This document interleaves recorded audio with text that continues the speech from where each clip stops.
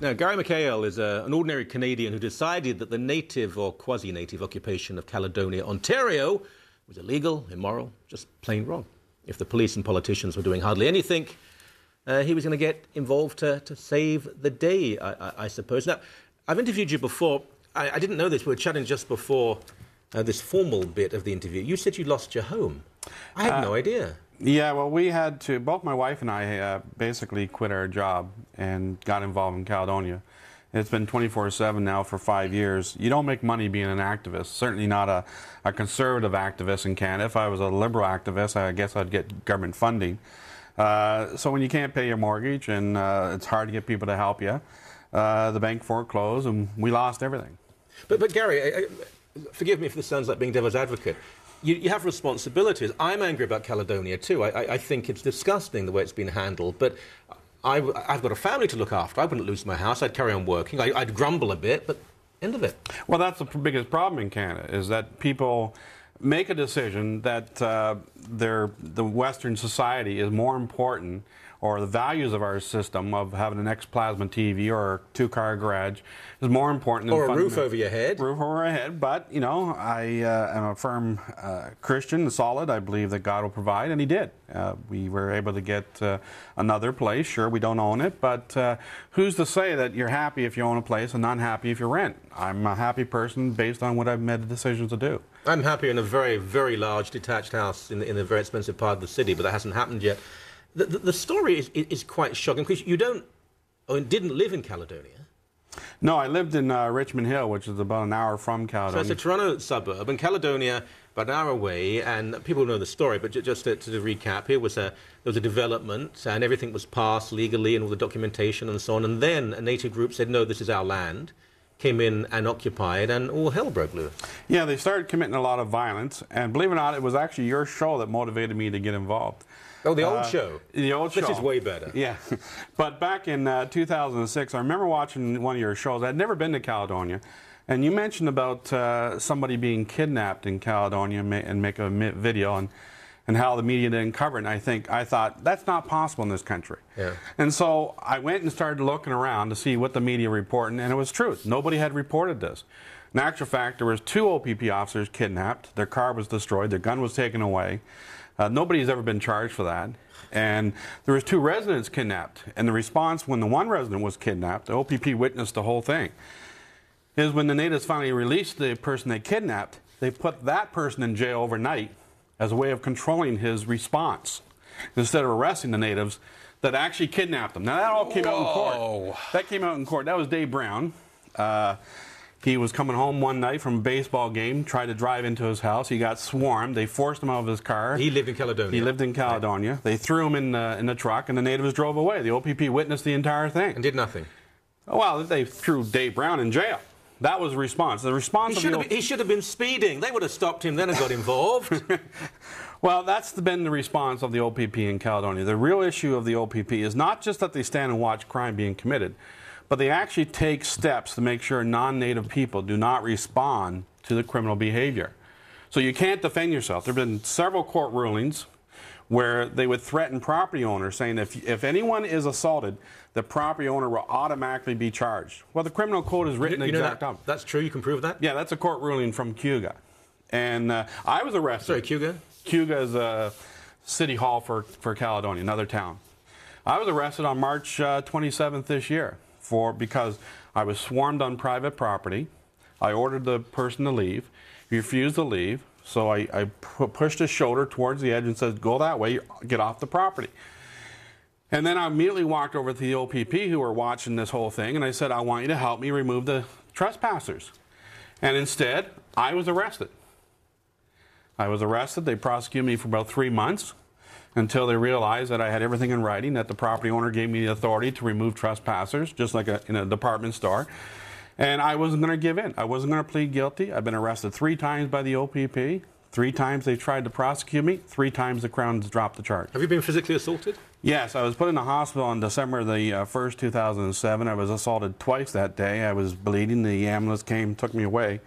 And within 2 hours, Julian Fantino, the commissioner, did a press release blaming me for my assault. And what it got worse is the native person who assaulted me They finally had to charge them because they all got caught on video. It was Julian Fantino who wrote a character reference letter to the court on behalf of the native. Now, since when does the highest ranking police officer write a character reference for the person who commits the crime?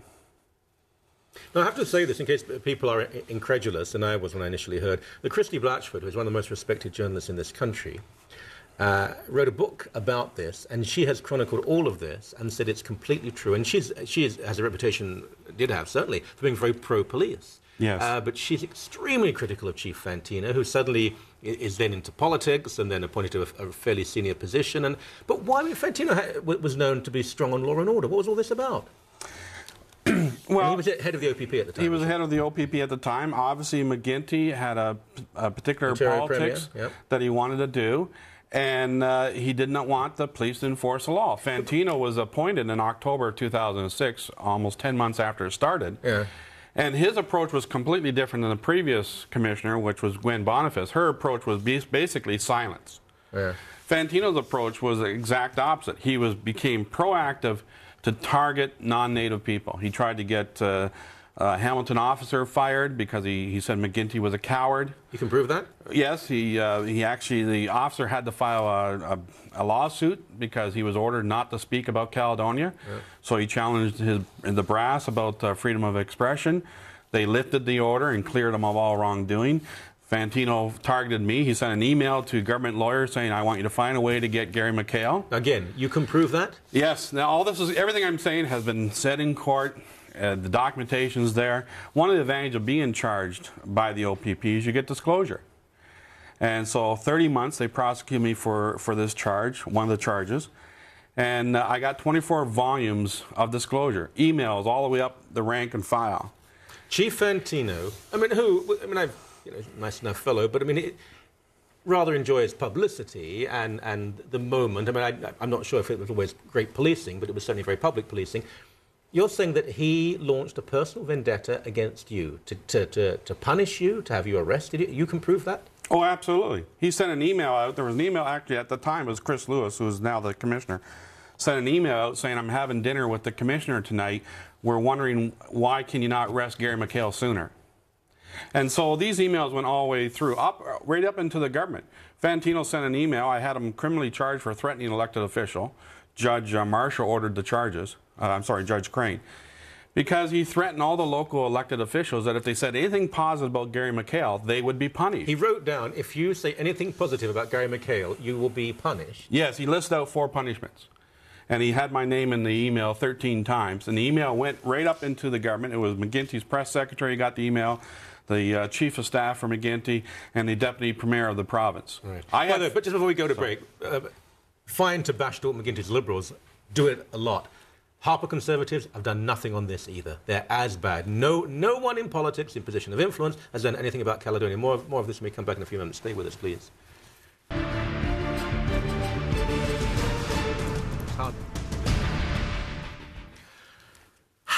I know. Thanksgiving, Canada, this is a great country. We're not comparing Canada in any way to some of these dictatorships and banana republics and so on. Yes, that's what I called them.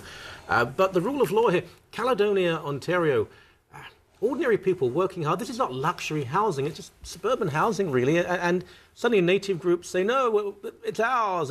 This is our land. And a lot of the people involved that aren't native. Many of them are natives who come from different parts of the continent, for goodness sake. And Gary McHale dared to stand up to them.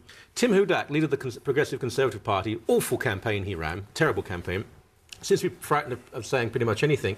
But surely on Caledonia, he would have come there, because he's not that far away, and said, I'm with you, Gary, and this has to be settled, and the police have to do their job properly. That's what happened, isn't it?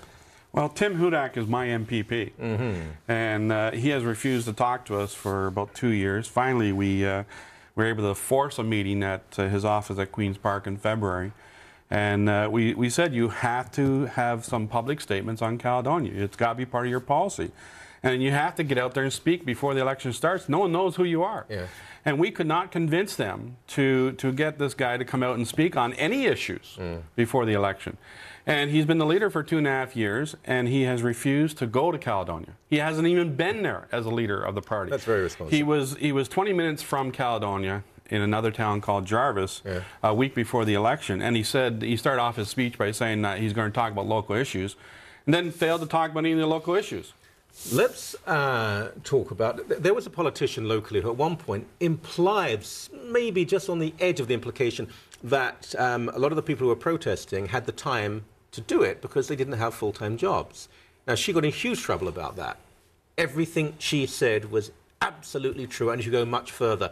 Who are these people who can spend their entire day not looking after their kids, not paying the bills, not doing a job, but actually breaking the law? Well, the groups come from all across Canada. It's interesting. I drove an hour to get to Caledonia, and I'm called an outsider. But you get these people coming from BC, from Quebec, from New York State. You get a lot of these radicals from Toronto. I mean, if you look at the G8 and the people who were charged, a lot of those people were in Caledonia back in 2006. The person who sworn me back in March is a leader of the groups that were involved in the G8, G20. So anarchist groups. Same groups. Not native. No, not natives at all. They used the native agenda to put forward their own ideas. And again, most people in Six Nations were not part of the violence. It's one or two families that create most of the problem. At least 5 different court rulings have ruled against them that this is not a valid land claim. And yet, who cares as far as they're concerned? And the way it really is in Ontario, that if you go out and you block the highway, you dig up the highway like they did for 6 weeks, all of a sudden Dalton McGuinty puts you on the payroll. What do you mean by that? Well, one of the guys that pulls the hydro tower, the day I got assaulted, the guy who assaulted me was Clyde Pallas. Well, he receives money from the Ontario government.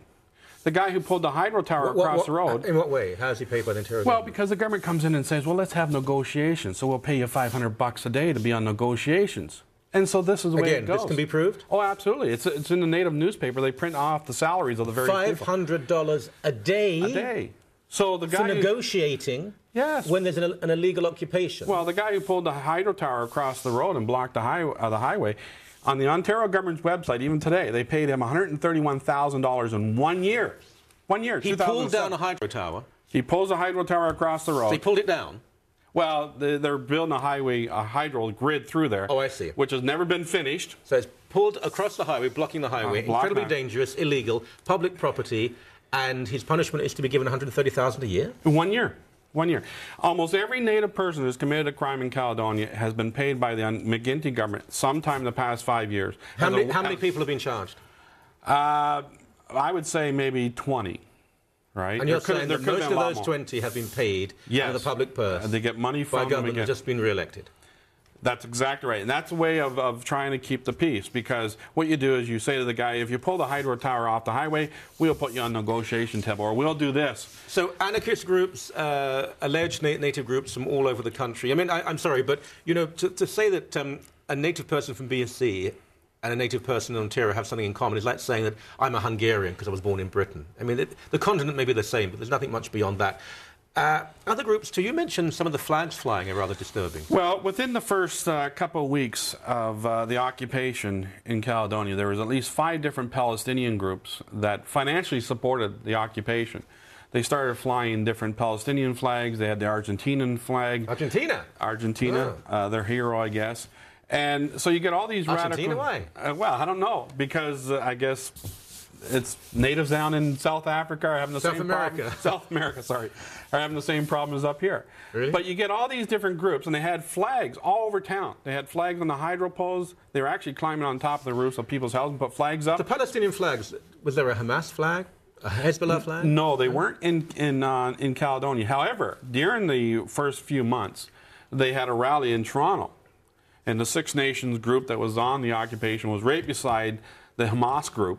We got photos of them. They're marching down Toronto. Right. Hamas, which is illegal in Canada. That's right. Yeah. The photos of the leadership and the flags and the Six Nations flags right beside them.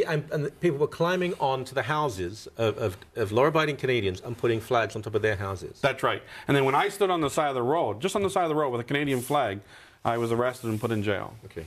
Gary McHale, happy Thanksgiving in this great Canadian Thanksgiving Day. Thank you. I'll go home and have some turkey. Yeah, won't you?